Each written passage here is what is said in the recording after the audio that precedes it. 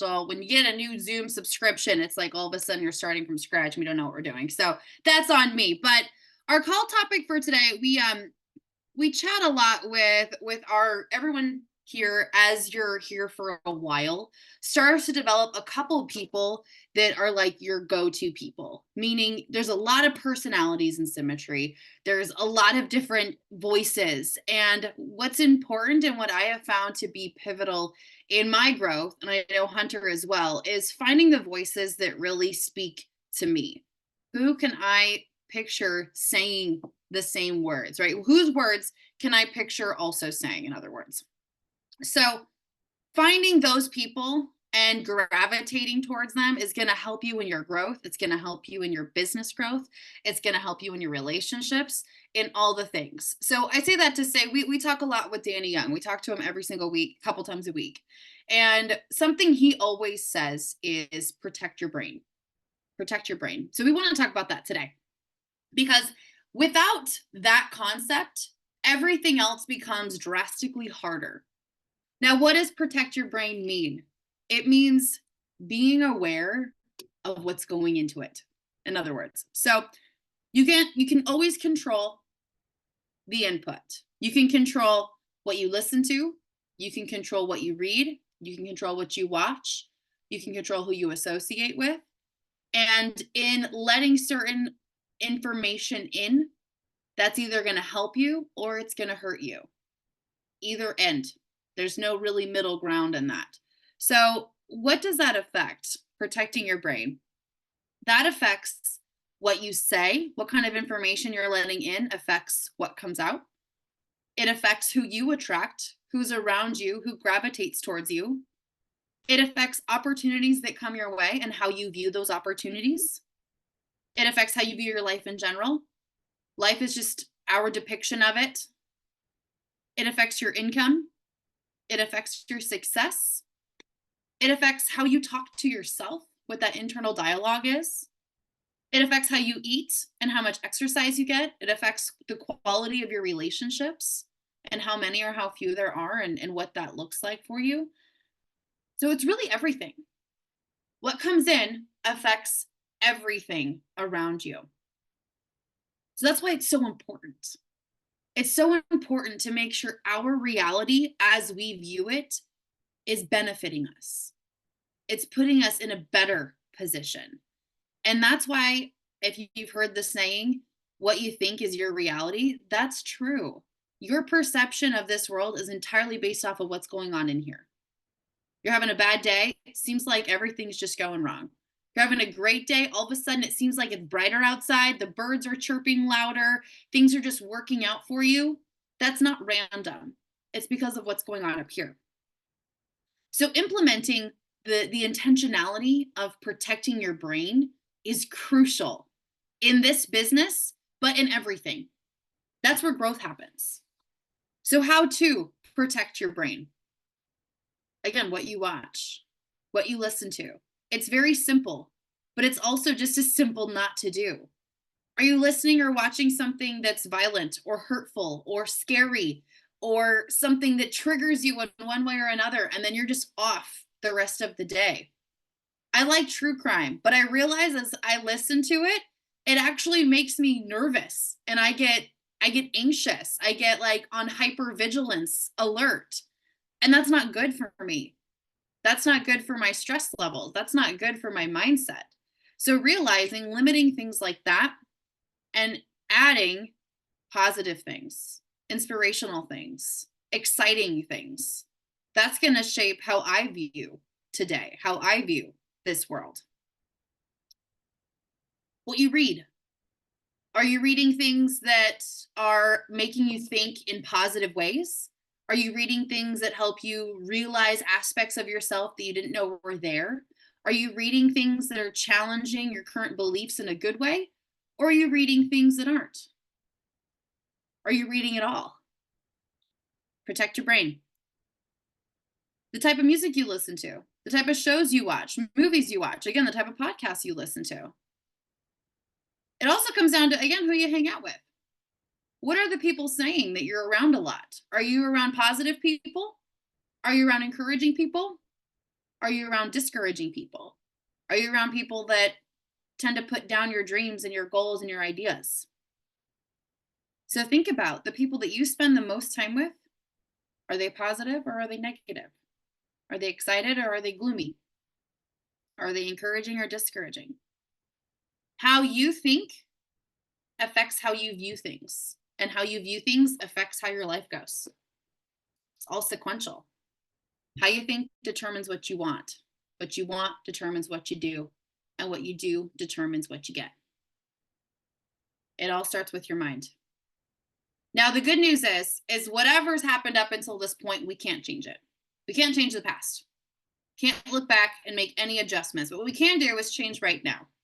We can change how we view moving forward everything. And that starts by implementing some positive habits that help us to protect your brain.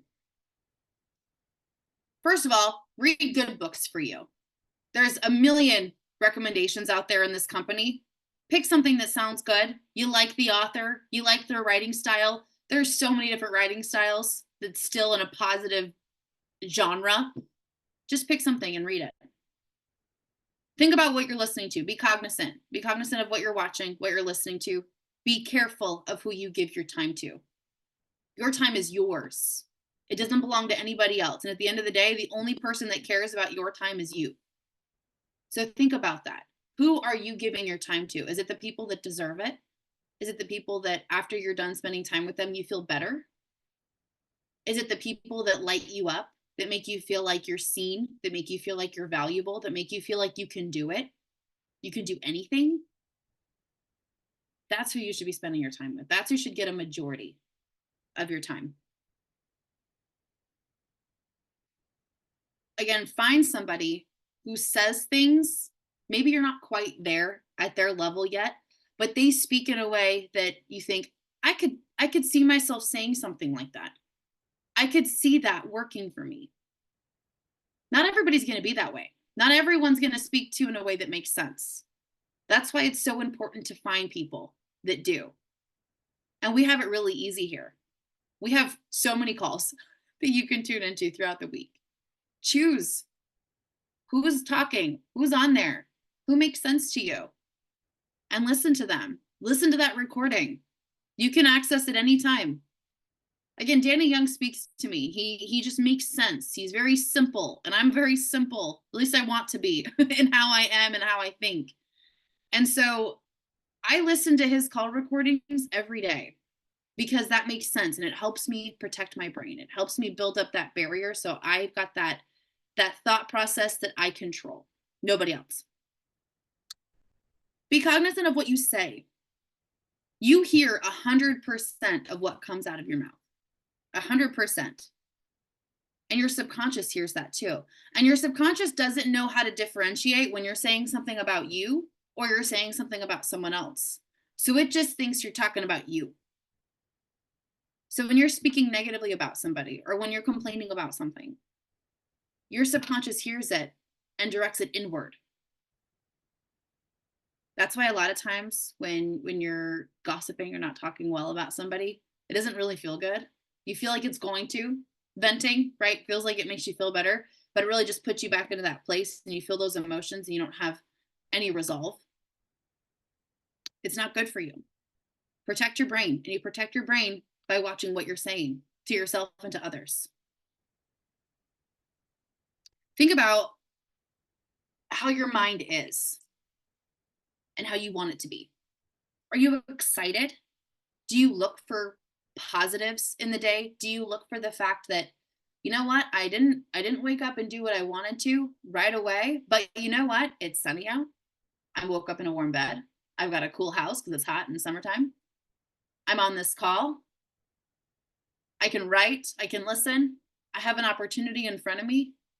There's so many positives around us. We just have to look for them. And the more you train your brain to do that, the more protection you're providing for your brain. You're training yourself to think in a way that's healthy for you and productive. Are you encouraging or discouraging to others? We say, look at who we're hanging out with, which is true. You hang out with 5 millionaires, chances are you're going to be the 6th. Hang out with 5 felons, chances are you're going to be the 6th. So that's important. but also how are you? How are you showing up for other people?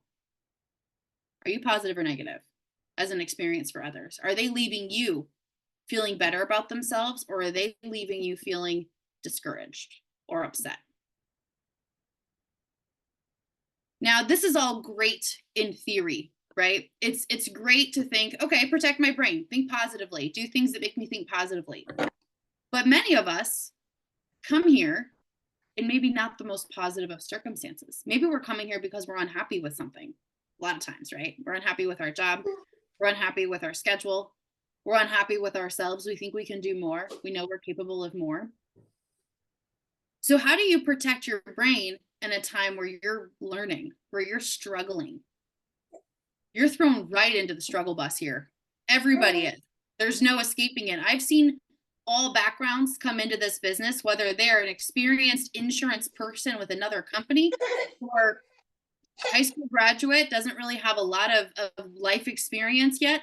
They all still struggle the same because this is a new system. This is a new culture. This is hard because the results are worth it. The reward is worth it. But how do you protect your brain when you're struggling, when you're learning, when you're in a vulnerable position? You reach out. You reach out. You find someone who speaks to you. You find someone who's encouraging. Use that outlet. You associate, you plug in. That means you tune into these calls. They're here for a reason. They're not here just so we can all practice speaking. They're here because more often than not, you're going to tune in and you're going to hear something and think, I was supposed to hear that today. I really needed that today. That's what I've been struggling with, and I needed that. That's why we're here. That's why we have these calls. So use that. Just put yourself in the room. Put yourself in the position to change what comes into your brain. Now we're going to talk about dialing, recruiting, the activity, because what often happens, and in fact, I'm going to say what happens every single time is we're like, yes, I'm positive, I'm excited, I'm going to dial today, this is going to be awesome. And then we get our first couple rejections, or maybe we get a spicy person on the phone, and guess what our brain does? Write down. We don't know. We all of a sudden our earth is shattered because we don't know how to protect our brain when we have an experience like that. And it's hard.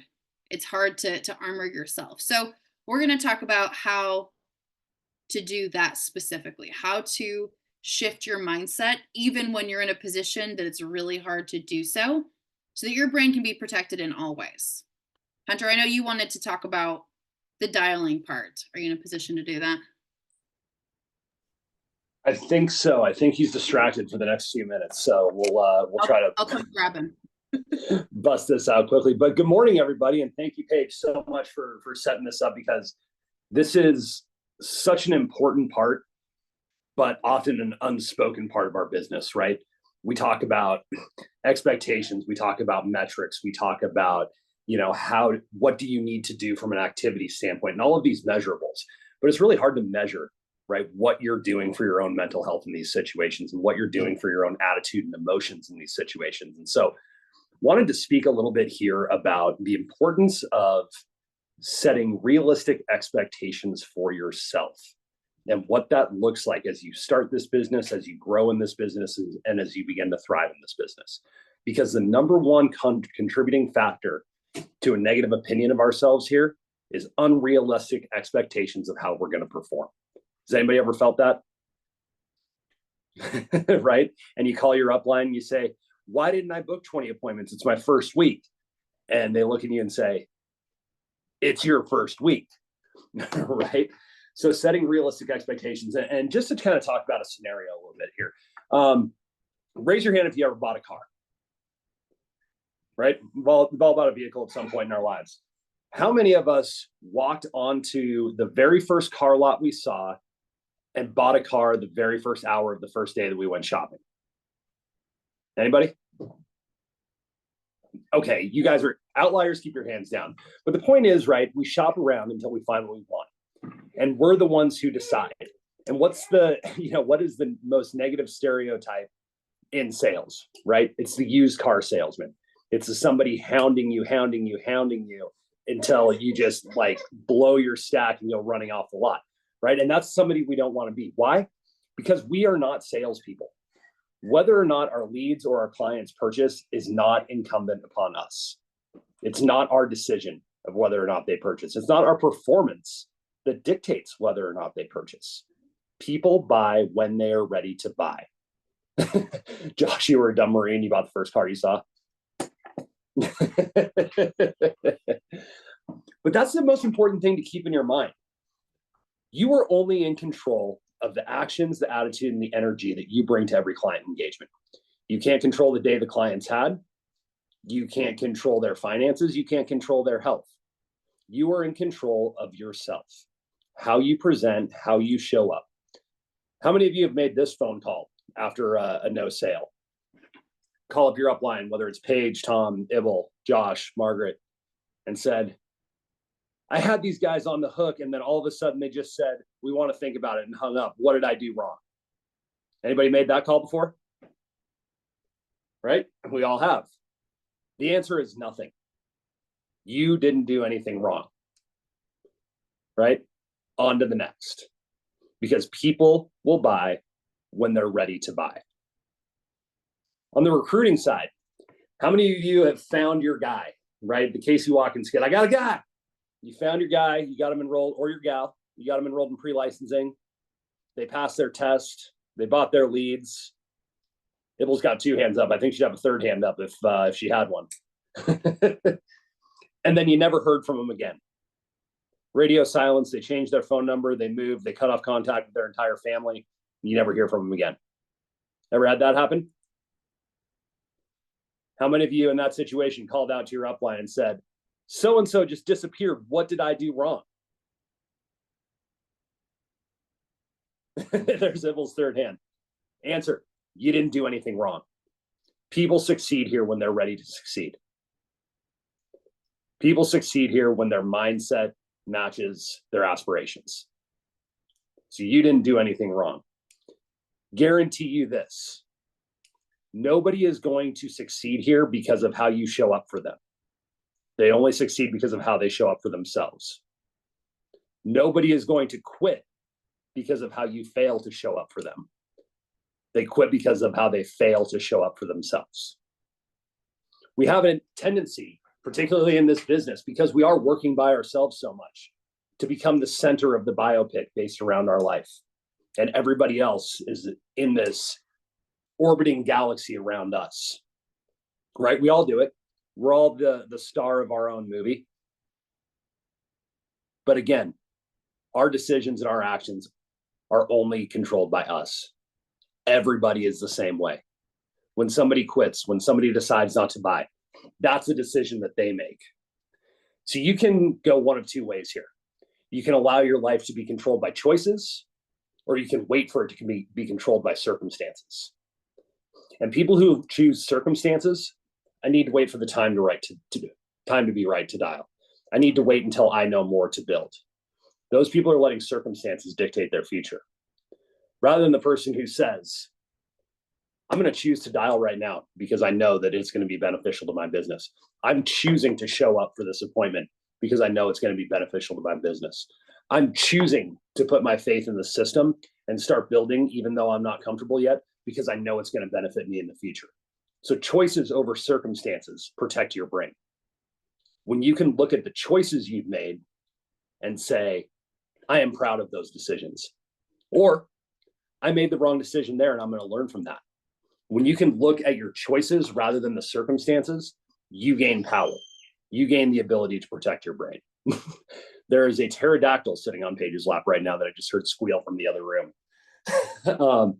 But guys, that's really what I wanted to share, is the difference between 1, realistic and unrealistic expectations, 2, that we are only in control of us, and then 3, focus on choices rather than circumstances and see how that positivity grows.